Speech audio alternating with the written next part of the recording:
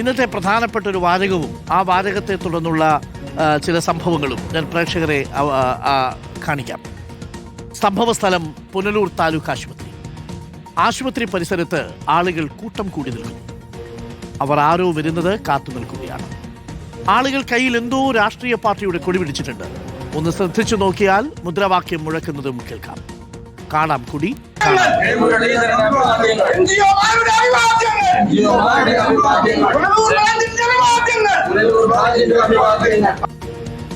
സ്ഥലം പാർട്ടി ഓഫീസല്ല, സ്ഥലം പുനലൂർ താലൂക്ക് ആശുപത്രി. ഇനിയാണ് നായകന്റെ എൻട്രി. അവർ കാത്തിരുന്നത് അയാൾക്ക് വേണ്ടിയാണ്. അവരുടെ നേതാവ് ഇതാ കടന്നു വരുന്നു.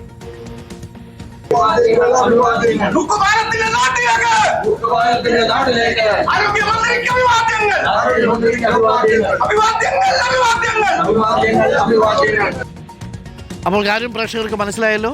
കാത്തിരുന്നത് ആരെയാണ്? ആരോഗ്യവകുപ്പ് മന്ത്രിയാണ്. എന്തായിരുന്നു പരിപാടി? ആരോഗ്യവകുപ്പ് മന്ത്രിക്കുള്ള സ്വീകരണം.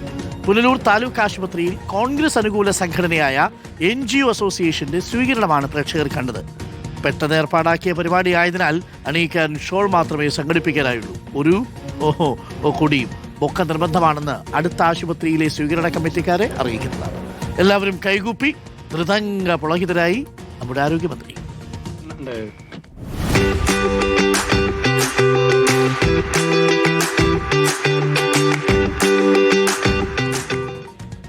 സംഭവമൊക്കെ ഉഷാറായി. മാലയിട്ടു, ആരമണിഞ്ഞു, ഷോളടിഞ്ഞു, കൊടി കണ്ടു, മുദ്രാവാക്യം വിളി കേട്ടു. നടക്കുന്നത് എവിടെയാണ്? പുനലൂരിന് താലൂക്ക് ആശുപത്രിയുടെ ഉൾഭാഗത്ത്.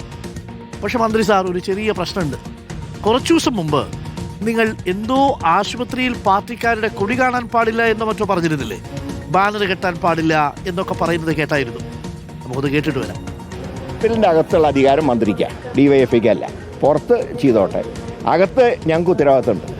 ഒരു കാരണവശാലും ഹോസ്പിറ്റൽ വളപ്പിൽ ആരും കയറാൻ സമ്മതിക്കില്ല, ഒരു പാർട്ടീനെയും. അവിടെ രാഷ്ട്രീയ പ്രവർത്തനം അതിൻ്റെ അകത്ത് വേണ്ട, പുറത്തുനിന്ന് എന്ത് വേണമെങ്കിലും ആയിക്കോ.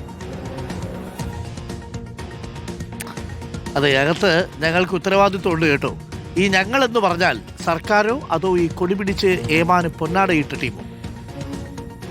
പാർട്ടിയുടെ പേരും കൊടിയും വെച്ചിട്ടല്ല. അതിൽ പ്രശ്നമുണ്ട്, തെറ്റാണത്. അങ്ങനെ തെറ്റാണ്, അത് സർക്കാർ സമ്മതിക്കില്ല. തീർച്ചയായും. പക്ഷെ മന്ത്രിക്ക് സ്വീകരണം കൊടുക്കാനാണെങ്കിൽ കൊടി മാത്രമല്ല, കുറച്ച് മുദ്രാവാക്യവും ആവാം. ശരിക്കും പൊതിച്ചോറ് കൊടുക്കുമ്പോൾ കൊടി ഉപയോഗിച്ചാൽ എന്താണ് പ്രശ്നം?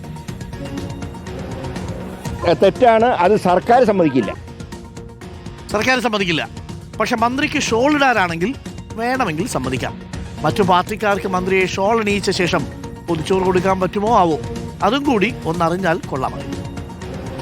ഒരു കാരണവശാലും ഹോസ്പിറ്റലിനകത്ത് സമ്മതിക്കില്ല. അത് തന്നെ, അത് സമ്മതിക്കില്ല, അത്ര തന്നെ. അതിൽ സംശയമൊന്നും വേണ്ട. സംശയമുള്ളവർക്ക് വേണ്ടി മന്ത്രി ഒന്നുകൂടി വ്യക്തമാക്കും. DYFI, സേവാഭാരതി, യൂത്ത് കോൺഗ്രസ് അങ്ങനെയൊന്നും ഭക്ഷണം കൊടുക്കുന്ന കാര്യത്തിൽ വേണ്ട. ഞാൻ പറയാം, ഈ ഇടത് കൈ ചെയ്യുന്ന വലത് കൈ അറിയാൻ പാടില്ല എന്നാണ് ശാസ്ത്രം. അതൊക്കെ ശരിയാണ്. പക്ഷേ സ്വീകരണമാണെങ്കിൽ അവസാനം പറഞ്ഞ കൂട്ടർക്ക് വേണമെങ്കിൽ അനുവാദം നൽകാമെന്നാണോ? എന്നാൽ ഒരു കാര്യം ശ്രദ്ധിക്കണം, ഷോൾ മാത്രം പോരാ, ബൊക്ക, മാല അതൊക്കെ നിർബന്ധമാണ്. അപ്പോൾ പ്രിയപ്പെട്ട പ്രേക്ഷകരെ, നമുക്ക് അഭിവാദ്യങ്ങൾ